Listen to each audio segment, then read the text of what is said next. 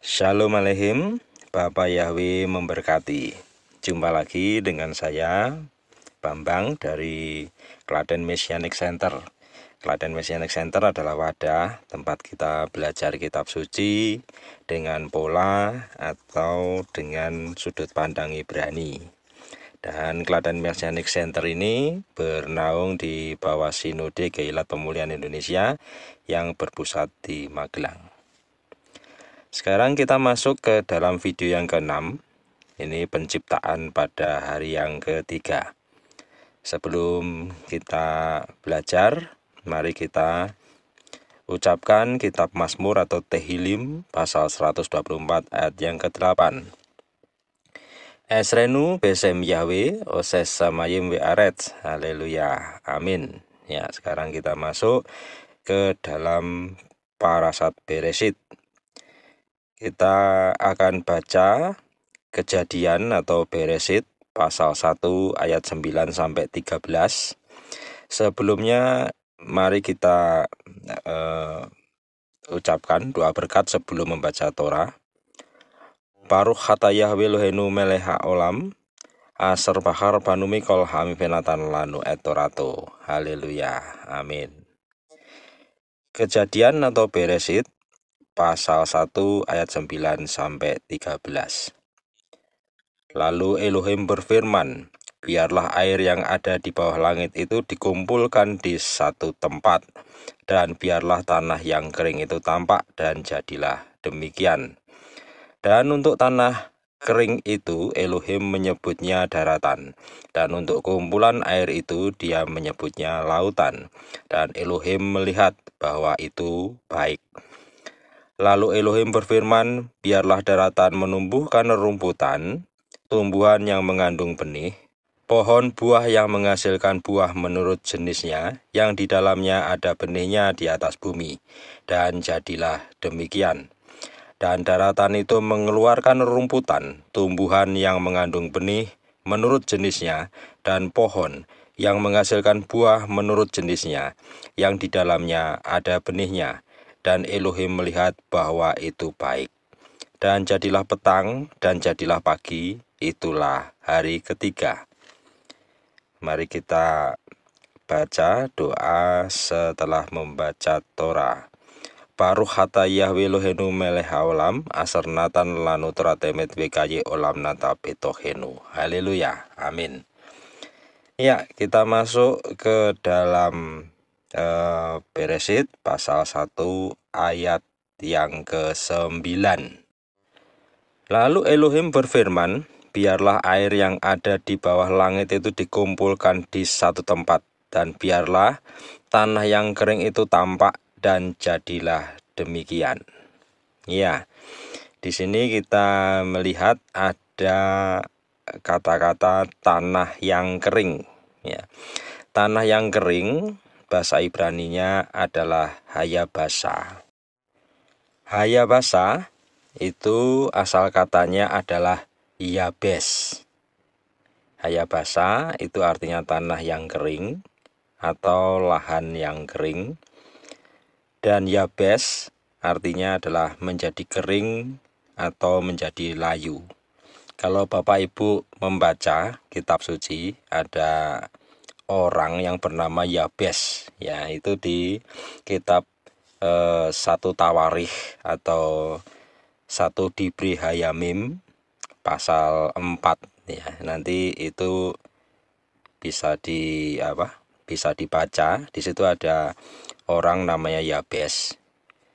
Dia dinamakan Yabes karena ibunya melahirkan dengan kesakitan, dan dia dinamakan Yabes yang artinya adalah penderitaan. Jadi menjadi kering atau menjadi layu itu identik dengan penderitaan. Tetapi Yabes mengucapkan doanya yang luar biasa, sehingga kutuk yang terkandung di dalam namanya itu dipatahkan, dan dia menjadi orang yang luar biasa. Oke, nanti bisa dibaca sendiri ya di kitab 1 Tawarikh pasal 4 atau 1 Dibri Hayamim pasal yang keempat. Ya. Kita sekarang melihat kata Yabes. Yabes artinya menjadi kering atau menjadi layu. Di dalam kitab 2 Samuel pasal 19 ayat yang kelima, di sini juga ada kata Yabes ya. Kita baca, dan Yoab datang kepada raja di kediamannya. Ini Yoab panglima perang datang kepada Raja Daud dan berkata, engkau telah mempermalukan muka seluruh hambamu pada hari ini. Mereka yang telah menyelamatkan nyawamu pada hari ini, dan juga nyawa anak-anak lelakimu, dan nyawa anak-anak perempuanmu, dan nyawa istri-istrimu, serta nyawa gundik-gundikmu. Di sini ada kata hobasta. Hobasta artinya engkau telah mempermalukan, ya. Hobasta. Hobasta ini asal katanya juga Yabes, yang artinya tadi ya menjadi kering, menjadi layu. Tetapi di dalam kitab ini artinya adalah engkau telah mempermalukan. Ya, ini artinya benar ya di Indonesianya. Jadi kata hobasta itu bisa dikatakan engkau telah membuat tertunduk. Orang malu itu kan tertunduk ya, gitu ya. Nggak ada ya orang malu terus mendongak kepalanya, kan nggak ada. Ini malu itu pasti tertunduk gitu. Jadi Yabes itu juga memiliki arti menjadi tertunduk gitu. Nah ini Yabes itu artinya memang negatif ya, negatif semua gitu Yabes. Ya, tetapi ini dipakai di dalam kitab ini Kejadian atau Beresit pasal 1 ayat 9 ini untuk tanah yang kering, hayabasa. Ini karena di sini ada kata kering. Ya, ada kata kering, jadi menggunakan kata Yabes. Ya, ini meskipun artinya negatif gitu ya, tapi mau tidak mau kering itu yang paling tepat, kata yang digunakan adalah Yabes gitu. Ya, ini cara Musa menuliskan dengan bimbingan Roh Kudus. Sekarang kita masuk ke ayat yang ke-10. Dan untuk tanah kering itu Elohim menyebutnya daratan, dan untuk kumpulan air itu dia menyebutnya lautan. Dan Elohim melihat bahwa itu baik.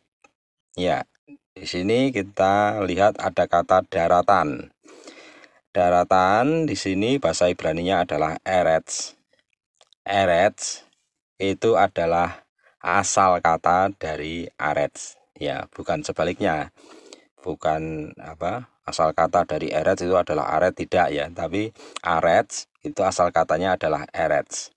Aretz artinya bumi, sedangkan Eretz artinya daratan. Di sini kita bisa melihat bahwa menurut pola Ibrani, bumi itu identik dengan daratan. Kenapa seperti itu? Karena bumi itu diciptakan Bapa Yahweh untuk manusia, dan manusia itu memang direncanakan untuk hidup di darat.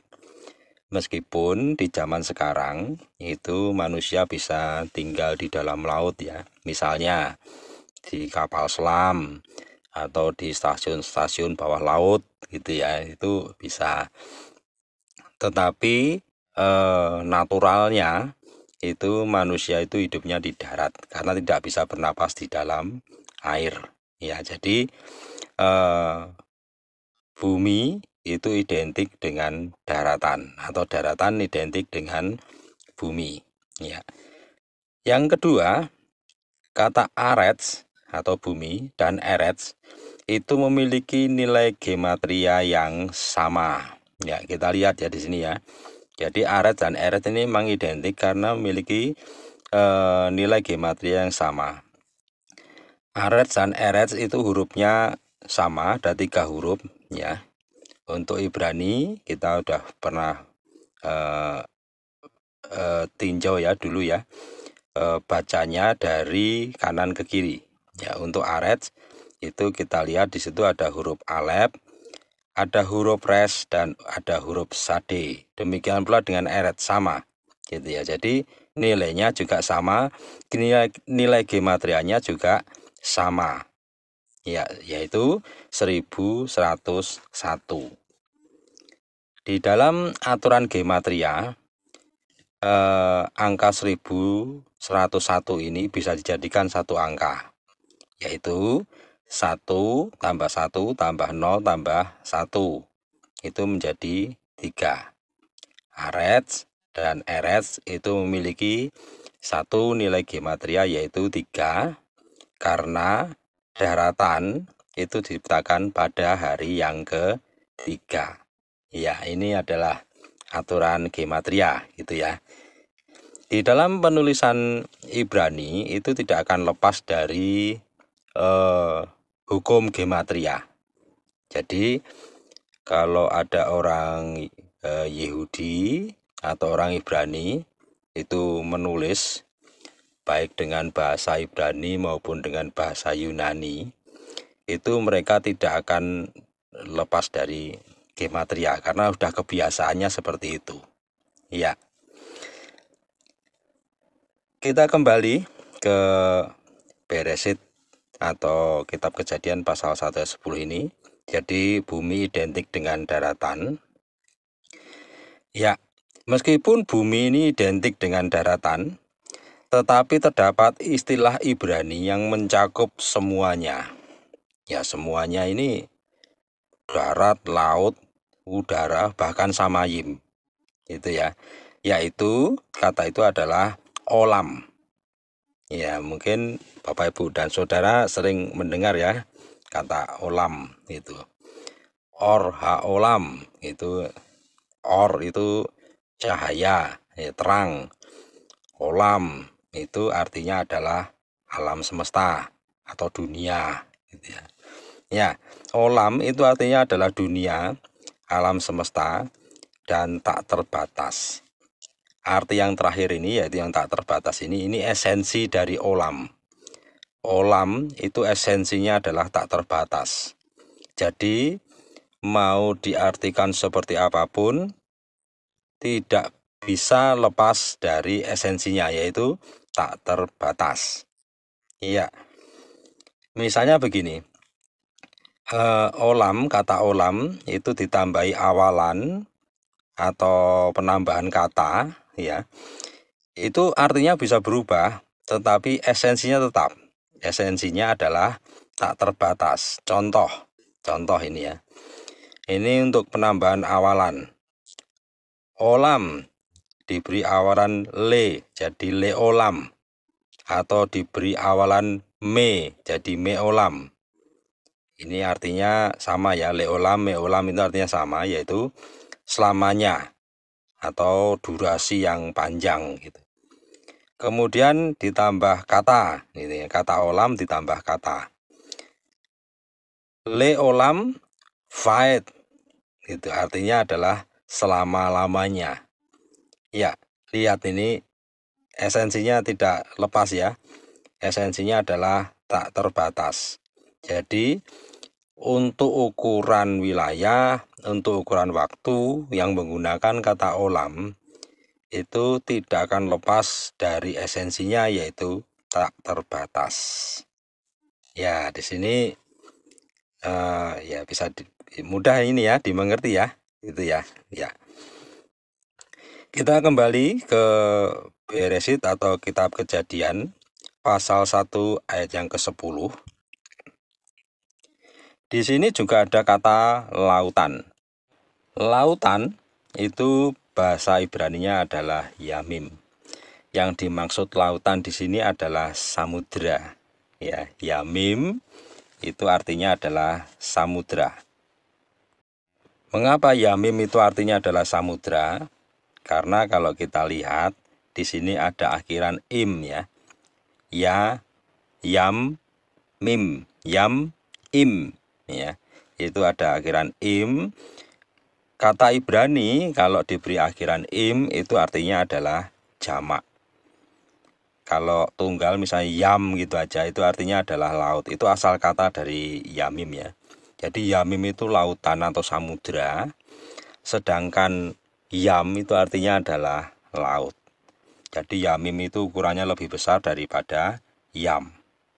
Nah, ini diberi kata im karena luas gitu ya. Jadi samudra itu lebih luas daripada laut gitu. Jadi ini ditambahi akhiran im untuk menunjukkan jamak. Jadi itu seperti apa ya? Seperti kumpulan laut gitu ya. Menjadi satu gitu, yaitu kumpulan yam menjadi satu menjadi yamim gitu. Jadi ini bukan menunjukkan banyak airnya, tetapi menunjukkan luasnya.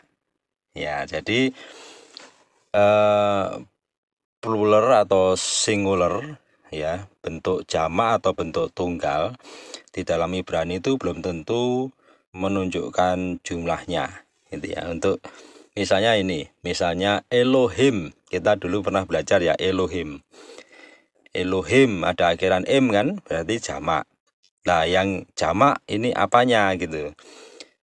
Kalau jumlahnya jelas menyalahi kitab Devarim pasal 6 ayat yang keempat, yaitu Shema Yisrael Yahweh Elohenu Yahweh Echad. Dengarlah Israel, Yahweh Elohim kita, Yahweh itu satu. Nah, padahal Yahweh itu jabatannya adalah Elohim. Elohim menggunakan akhiran im.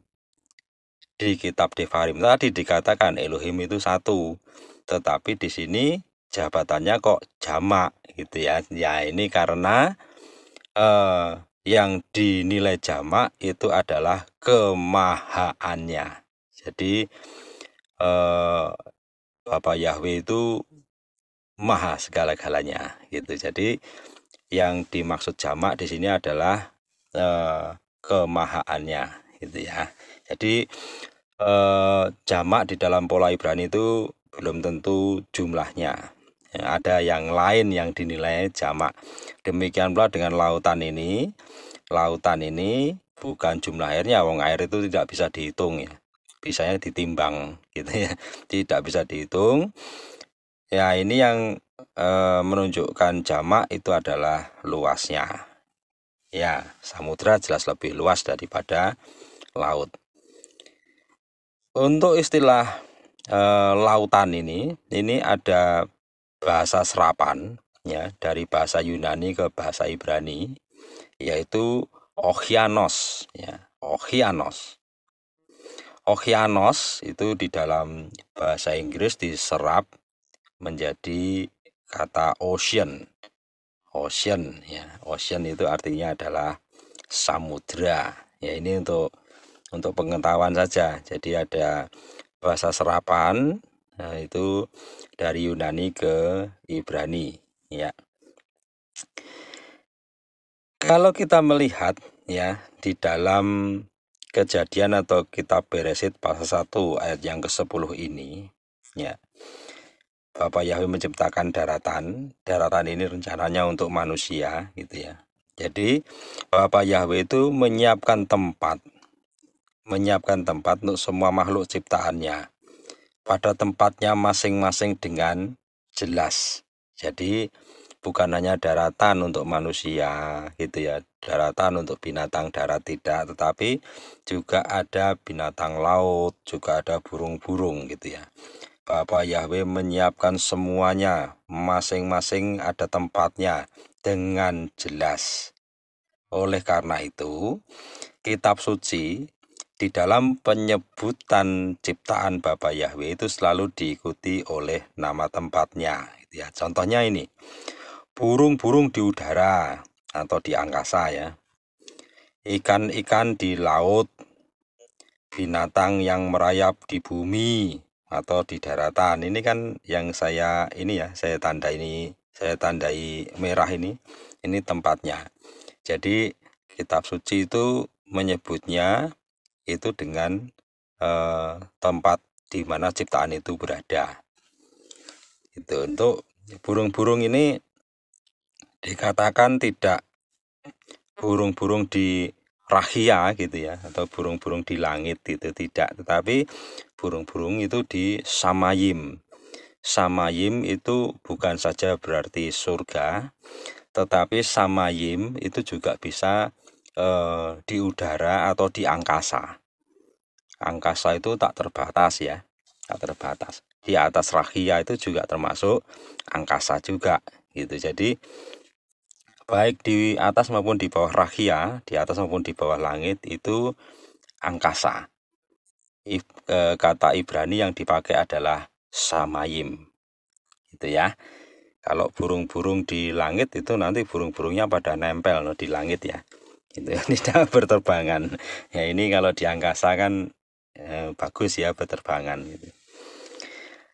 Oke, jadi di dalam Kejadian atau Beresit 1 ayat 10 ini, karena Bapa Yahweh itu sudah menyediakan tempatnya masing-masing dengan jelas, maka kita mendapatkan pelajaran pertama, yaitu segala tindakan Bapa Yahweh jelas dan dengan definisi yang jelas.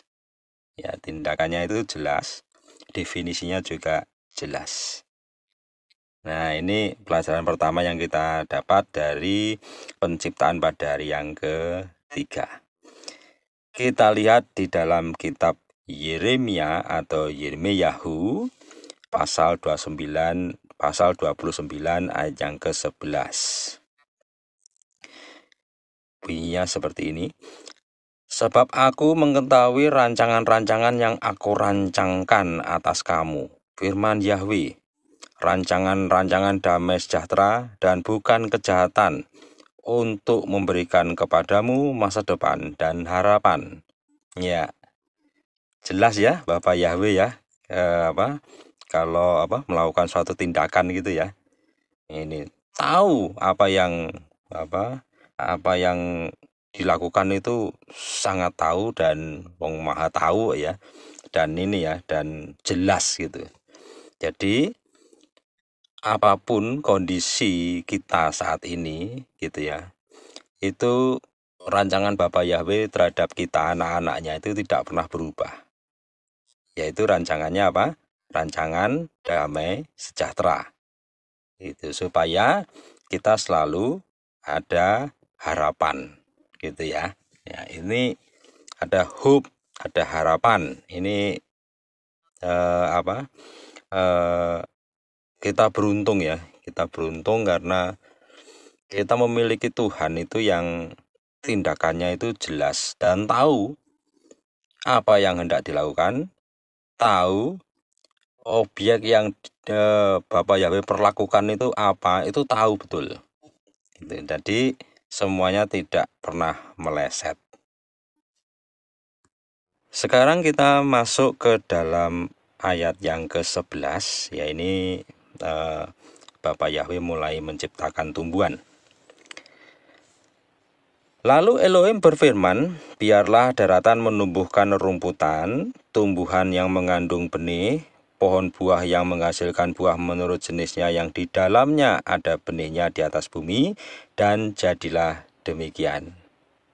Ya, saya itu dulu ya waktu masih SD ya, itu saya sering untuk hal-hal yang tidak dipertanyakan orang itu saya pertanyakan gitu. Jadi saya sering membuat sering membuat mangkel orang gitu ya, karena kayak gitu aja ditanyakan gitu ya. Seperti itu. Saya sering sekali mendapat teguran seperti itu. Ya, seperti itu nggak perlu ditanyakan gitu ya. Saya sering sekali. Tetapi hal seperti itu sangat mengganggu ya, sangat mengganggu pikiran saya waktu itu. Demikian pula dengan dengan ayat yang ke-11 ini. Pertanyaannya adalah, mengapa sih Bapak Yahweh itu menciptakan tumbuh-tumbuhan? Gitu. Misalnya yang lain kan bisa, wong Bapak Yahweh itu kreativitasnya kan benar-benar luar biasa ya. Sangat kreatif dan sangat luas gitu loh. Tapi mengapa Bapak Yahweh menciptakan yang diciptakan ini tumbuh-tumbuhan gitu? Ya, jawabannya ada di kitab Kejadian atau Beresit pasal 1 ayat yang ke-29. Ya, agak melompat ke depan ini ya. Lalu Elohim berfirman, ini berfirmannya kepada manusia ya, kepada Adam. Lihatlah, aku telah memberikan kepadamu segala tumbuhan yang mengandung benih yang ada di seluruh muka bumi, dan segala pohon yang padanya ada buah. Pohon yang mengandung benih itu akan menjadi makanan bagimu.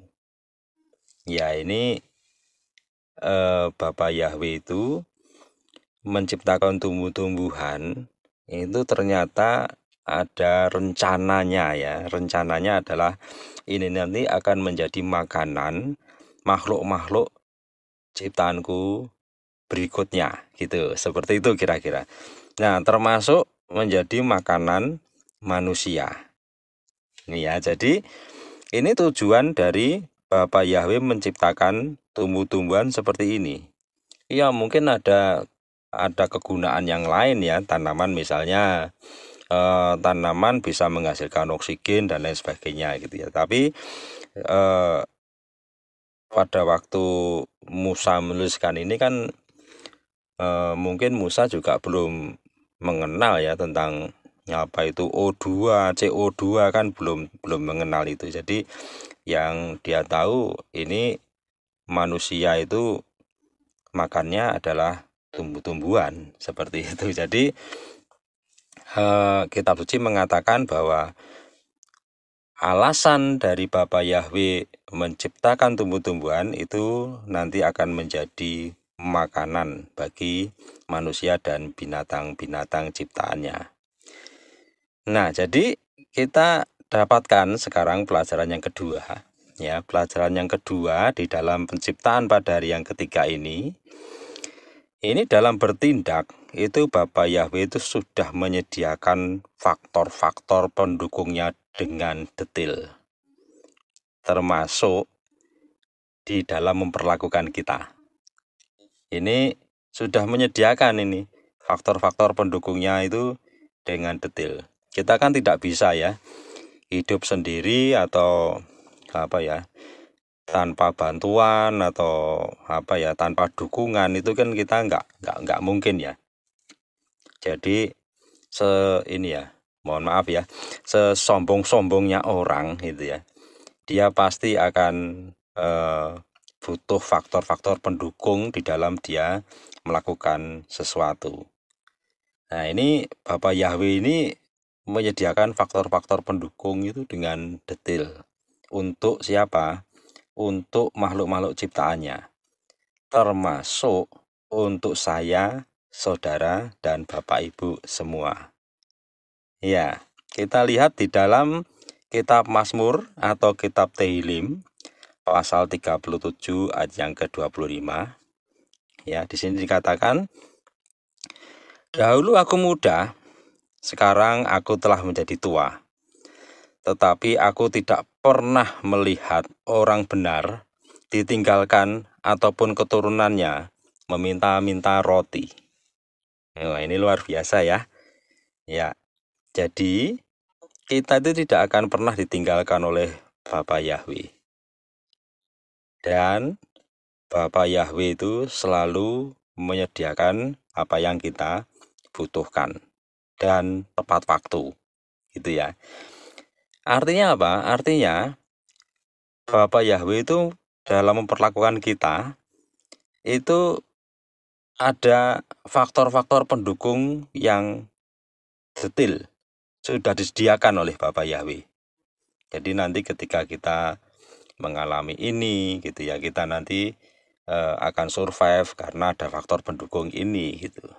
Itu mungkin Bapak, Ibu, dan Saudara punya kesaksian-kesaksian sendiri ya tentang hal ini, dan sebaiknya itu menjadi kesaksian di kehilat masing-masing nanti ya. Itu nanti akan menjadi penguat dari kehidupan rohani Bapak, Ibu, dan Saudara. menjadi penguat iman, maksud saya seperti itu. Iya. Kita kembali ke kitab Kejadian atau kitab Beresit pasal 1 ayat yang ke-11 ya.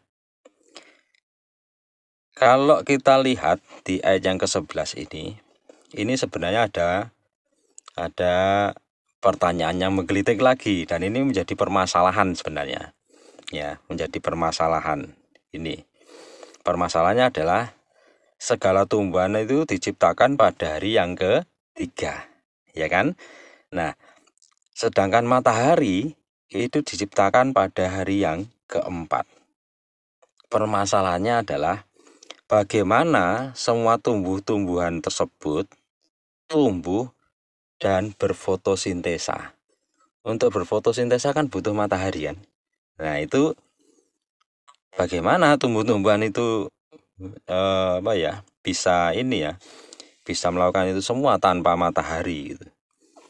Mungkin ada yang menjawab, kan Elohim Maha bisa gitu ya, kan bisa saja mereka tanpa matahari bisa tumbuh dan berfotosintesa. Ya, boleh juga jawabannya seperti itu. Tetapi kita nanti bisa berhenti di situ. Jadi kita tidak belajar gitu ya. Jadi seperti seperti ini shortcut ya. Jadi seperti jalan pintas, selesai sudah gitu. Tapi bagaimana pengajarannya gitu kan, tidak bisa berhenti sampai di situ saja gitu. Nah, ini ada dua jawaban ya, ada dua jawaban. Jawaban yang pertama ya, ini kitab suci itu tidak mengatakan menciptakan loh ya untuk tumbuh-tumbuhan. Ya. Di sini Bapak Yahweh itu membuat daratan itu menumbuhkan ini, tumbuh-tumbuhan ini. Jadi tumbuh-tumbuhan itu tidak diciptakan oleh Bapak Yahweh. Ya, menciptakan itu untuk Bapak Yahweh, untuk Elohim itu menggunakan kata bara. Tidak ada kata bara di sini, tidak ada. Tetapi tumbuh-tumbuhan itu tumbuh gitu ya. Jadi yang digunakan adalah menumbuhkan. Ini seperti ini tulisan yang saya tandai merah ini. Bahasa Ibraninya adalah tatse. Jadi menumbuhkan, tidak menciptakan. Ya, jawaban yang pertama adalah kitab suci itu tidak pernah mengatakan menciptakan, tetapi menumbuhkan. Kita pegang dulu ya ini ya, yang jawaban pertama ini, karena jawaban pertama ini belum menjawab 100% ya, belum menjawab 100%.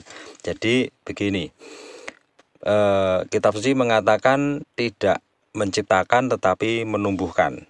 Oke, Bapak Yahweh tidak menciptakan tapi menumbuhkan gitu ya. Itu yang ditulis oleh kitab suci. Kita masuk dulu ke jawaban yang kedua. Jawaban yang kedua, kita lihat urutan hari penciptaan adalah jawaban atas permasalahan tersebut. Tumbuhan dan matahari diciptakan dengan hari yang berurutan, tidak ada selang hari ya. Jadi misalnya tumbuhan hari ketiga, lalu kemudian mataharinya pada hari yang kelima, tidak ya, berurutan. Jadi ada tumbuhan pada hari yang ketiga, lalu ada matahari di hari yang keempat. Ini artinya apa? Artinya kita dapatkan ini pelajaran yang ketiga ya. Pelajaran yang ketiga itu Bapak Yahweh itu menyukai proses. Jadi saya review kembali. Jawaban yang pertama, tumbuhan itu kitab suci mengatakan tidak diciptakan tapi ditumbuhkan, gitu ya. Jadi Bapak Yahweh menumbuhkan. Lalu besoknya ada matahari. Jadi mereka bisa berfotosintesa, bisa tumbuh. Ini kira-kira seperti ini nih perumpamaannya ya, seperti ini. Saya ini bukan lulusan teologi ya, tetapi saya ini lulusan kehutanan. Jadi kalau Bapak Ibu dan Saudara belajar hukum kasih, saya dulu belajarnya hukum rimba. Saya belajar hukum rimba gitu karena saya orang kehutanan gitu ya, saya rimbawan gitu. Tetapi Bapak Yahweh membawa saya untuk belajar firman-Nya lebih jauh ya. Haleluya gitu ya. Ya, saya ini orang kehutanan. Jadi saya tahu tentang tanaman meskipun bukan orang yang paling tahu gitu ya, bukan ahlinya, tetapi saya pernah belajar itu tentang tanaman-tanaman ini, dan termasuk tanaman-tanaman yang unik gitu ya. Saya pernah melihatnya, bagaimana memperlakukannya. Kalau kita melihat ya, orang ini menanam tanaman gitu ya, itu biasanya kalau tidak pagi hari, sore hari, ya kalau pagi hari kemudian dikasih peneduh. Dihindari dari sinar matahari secara langsung. Bahkan saya pernah melihat orang nanam kedelai, ya, orang nanam kedelai itu sore hari jam 5 sampai kira-kira jam 8 malam. Itu menanam kedelai di lahannya gitu ya. Nah, itu besoknya itu biji-biji kedelai itu terkena sinar matahari, jadi tertutup tanah toh, itu tanahnya terkena sinar matahari. Nah, dari situ biji itu kemudian mulai berproses untuk tumbuh dan beradaptasi. Jadi tanaman-tanaman muda itu tidak boleh terkena sinar matahari secara langsung, karena itu bisa menyebabkan layu, bisa menyebabkan mati. Nah, inilah yang dicontoh oleh para petani ya di dalam menanam tanaman gitu. Jadi kenapa kok para petani itu tahu ya menanam tanaman itu, kalau tanaman-tanaman muda, bayi-bayi tanaman itu tidak boleh terkena sinar matahari langsung ya. Yaitu mereka seperti apa ya? Seperti pengetahuan itu seperti refleks bagi mereka. Tetapi itu sebenarnya kan pengetahuan yang turun-temurun ya. Lalu asalnya dari mana? Ya asalnya dari Bapak Yahweh. Bapak Yahweh lah yang pertama kali memberi contoh bagaimana menanam tanaman, bagaimana menumbuhkan tanaman itu. Itu diberi contoh di hari yang ketiga ini. Nah, dari sini kita dapatkan pelajaran yang ketiga. Pelajaran yang ketiga, Bapak Yahweh itu menyukai proses. Ya, kita kan belajar firman ya, kita bergaul dengan Elohim, dengan Bapak Yahweh, itu kan supaya kita mengenal Bapak Yahweh. Nah, ini salah satu sifat dari Bapak Yahweh ini. Salah satu sifat dari Bapak Yahweh itu adalah menyukai proses. Jadi kalau kita mau mengenal Elohim, mengenal Bapak Yahweh, itu tidak hanya mengenal namanya gitu ya, seperti kita mengenal seorang itu, kita ditanya, kamu kenal sama ini nggak gitu? Oh ya, ya saya tahu namanya tapi tidak begitu mengenal, kan seperti itu ya. Kenapa mengatakan tidak begitu mengenal? Karena belum tahu sifat-sifatnya bagaimana, apa yang disukai, apa yang nggak disukai, itu belum tahu. Jadi dia mengatakan, aku tahu namanya, tetapi tidak begitu mengenal. Nanti kalau ada hubungan baik baru bisa saling mengenal. Demikian pula kalau kita ingin mengenal Bapak Yahweh, kita harus tahu sifat-sifatnya, apa yang disukai dan apa yang tidak disukai gitu ya. Jadi itu bisa dikatakan kita mengenal Bapa Yahweh gitu ya. Meskipun itu tidak 100% gitu ya. Nggak mungkin ya. Kepada manusia aja nggak mungkin bisa 100% mengenal, apalagi kepada Bapa Yahweh ya. Bapa Yahweh itu padahal punya sifat yang satu lagi yang unik ya, yaitu tidak suka diprediksi. Nah ini apa, mungkin bagi sementara orang ya sulit ya mengenal Tuhan kalau Tuhan itu tidak bisa diprediksi, padahal Tuhan itu maha kuasa ya. Bagaimana cara mengenalnya gitu. Bapa Yahweh itu membuka diri kepada siapapun yang mau mengenal Dia tanpa dipermainkan oleh Bapa Yahweh. Bapa Yahweh akan benar-benar membuka diri dan menunjukkan diri, inilah aku gitu ya, supaya dikenal oleh orang-orang yang mau mengenal Dia. Itu haleluya ya gitu. Jadi pelajaran yang ketiga ini kita tahu salah satu sifat dari Bapa Yahweh adalah menyukai proses. Ya, kita lihat di dalam kitab Lukas atau kitab Yosef pasal yang ke-16 ayat yang ke-10. Di sini dikatakan, siapa yang setia dalam hal yang kecil, ia pun setia dalam hal yang besar. Dan siapa yang tidak jujur dalam hal yang kecil, ia pun tidak jujur dalam hal yang besar. Ya, ini yang mengatakan adalah Tuhan sendiri ya.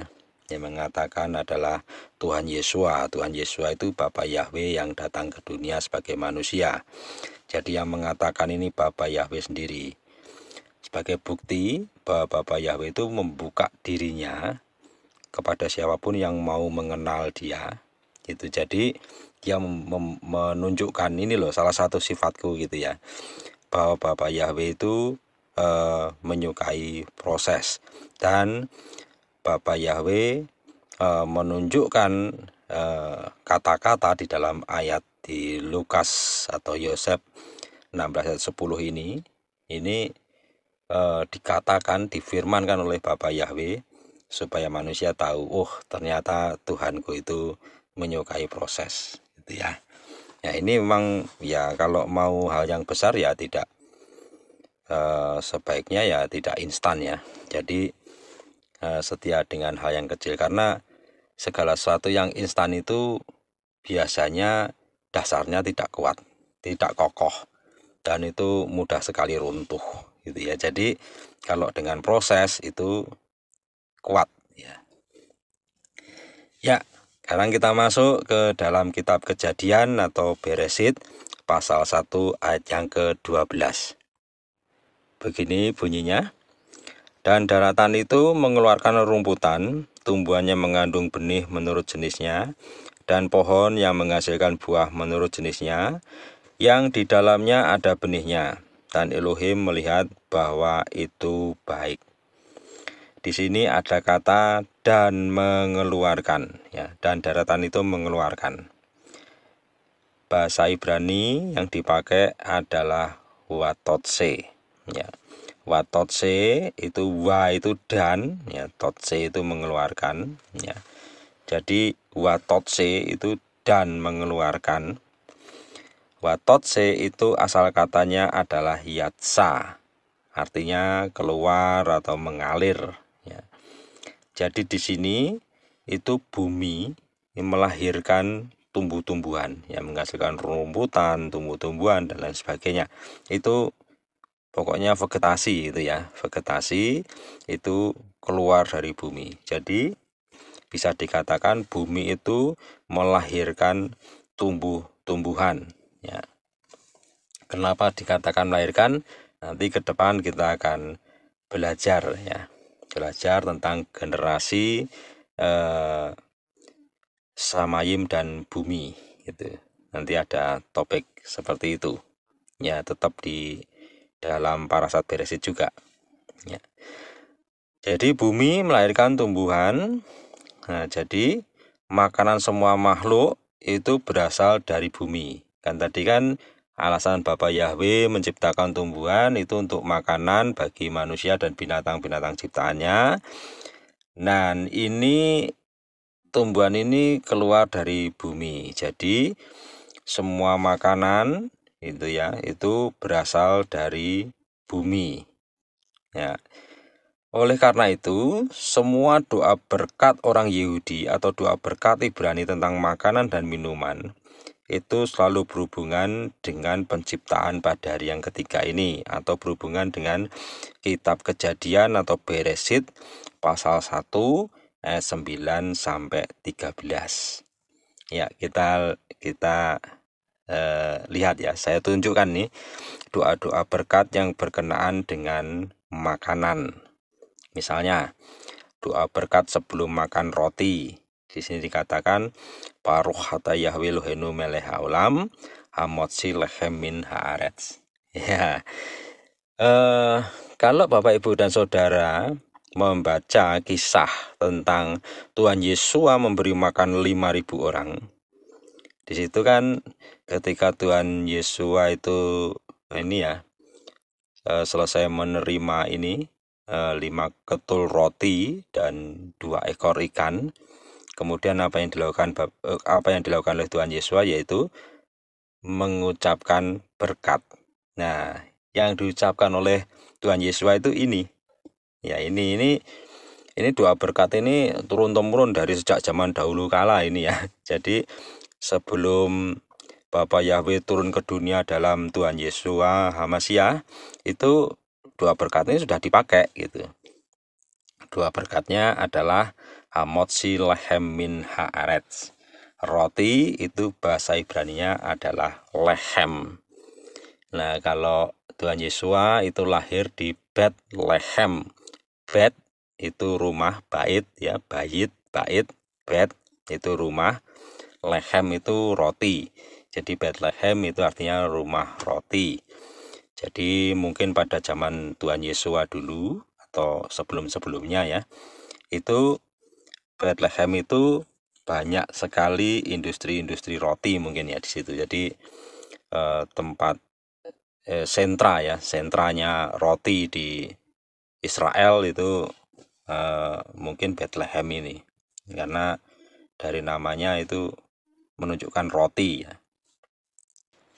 Kalau kita lihat di sini untuk doa berkat sebelum makan roti itu dikatakan hamotzi lechem min haaretz, artinya yang telah memberi kami roti dari bumi. Ya, lihat di sini selalu bersumber dari kitab Kejadian atau Beresit pasal 1 ayat 9 sampai 13 ya. Jadi orang Yahudi itu benar-benar menyadari bahwa makanan mereka itu ditumbuhkan oleh Bapa Yahweh dari bumi gitu ya. Jadi ini roti itu kan makanan pokok ya, makanan pokok. Nah, ini berasal dari bumi. Doa berkat sebelum makan segala jenis kue dan pasta. Ya, di sini dikatakan Baruch hata Yahweh Eloheinu melech haolam bure mine mitzonot. Ya, artinya yang telah menciptakan berbagai jenis makanan. Di sini tidak disebutkan bahwa ini asalnya dari bumi atau dari tumbuhan dan lain sebagainya, tetapi yang telah menciptakan berbagai jenis makanan. Ya, seakan-akan ini tidak ada hubungannya ya dengan kitab Kejadian atau kitab Beresit pasal 1 ayat 9 sampai 13 tadi. Tetapi ini doa berkat ini ada keterangannya ya. Keterangannya seperti ini. Ini adalah doa berkat untuk kue, sereal, cookies, apalagi nih, cupcakes, donat, dan pasta ya. Dan ini semua jika terbuat dari 1 atau lebih dari 5 biji-bijian. Jadi ini tidak tidak disebutkan berasal dari bumi atau berasal dari tumbuhan gitu ya, karena ya, karena doa berkat ini adalah doa berkat untuk makanan yang sudah tahu bahwa ini juga berasal dari tumbuhan. Karena dasarnya ini ya, dibuat lebih dari 5 biji-bijian, 1 atau lebih dari 5 biji-bijian gitu. Jadi ini untuk snack gitulah ya, untuk snack gitu ya. Nah, ini dibedakan memang dengan roti ya, dibedakan. Tetapi ini apa ya? Ini bukan makanan pokok gitu. Ya, untuk bisa mengerti lebih lanjut, kita lihat sekarang doa berkat sebelum makan segala jenis makanan gitu ya. Segala jenis makanan sini katakan Baruch hata Yahweh Elohenu melech haolam sehakol nihye bitfaru ya. Sehakol nihye bitfaru artinya yang melalui firman-Nya segala sesuatu menjadi ada. Ini jadi ya emang dalam ini ya proses 6 hari penciptaan itu emang Bapak Yahweh menciptakan dengan firman ya. Itu jadi berfirman terus kemudian ada yang diciptakan itu muncul gitu ya, seperti itu. Ya, ini menggunakan sehakol nihye bitfaru yang melalui firman-Nya segala sesuatu menjadi ada. Tetapi misalnya kita menghadapi meja makan gitu ya. Meja makan itu ada berbagai jenis makanan. Ada kue, ada nasi ya. Yang kue tadi kan menggunakan bure mine mitsonot ya. Lalu ada tempe, tahu dan sebagainya. Tetapi kemudian ada roti secuil gitu aja. Tapi itu roti gitu ya.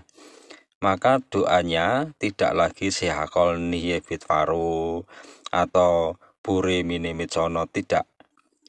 Doanya kembali ke hamotzi lehem min haaretz, yaitu doa berkat sebelum makan roti.